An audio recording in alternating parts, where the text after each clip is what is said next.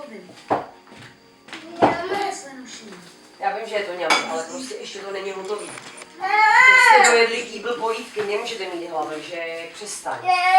Já vím, že jo. To mám moc velkou radost, že ti to chutná, lásko moje. Jenom já? Ano. Nezapomeneš na mě. Slibuješ? Slibuju, Krištůvku. Ani až mi bude 100 let? A kolik pak bude mě? 99.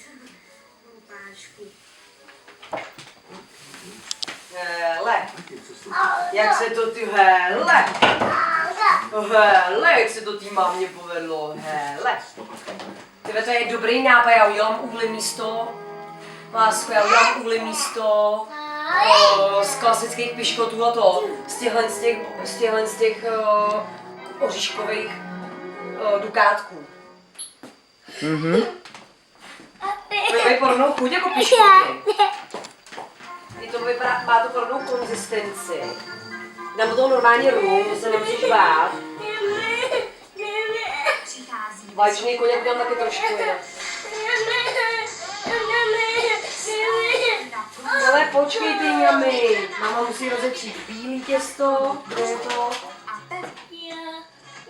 Jo, máme rozepřít takhle bílé těsto, hele. Chceš to máme z toho ochutnat? Zdravíčko, už pojedne. To není moc dobrý, to je jenom tuk s kokosem. Ňami, dobře, tak jo, takže je to ňami. Tak já ti kousek nechám, jo?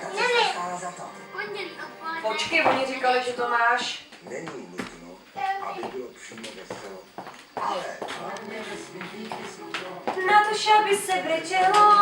Veselně zpívá. V tom případě to můžu. Tak sáďte se všichni. Začíná hodina zpěvu. Nanečku. Ano, maminka dá, jo? Mami dá, počkej.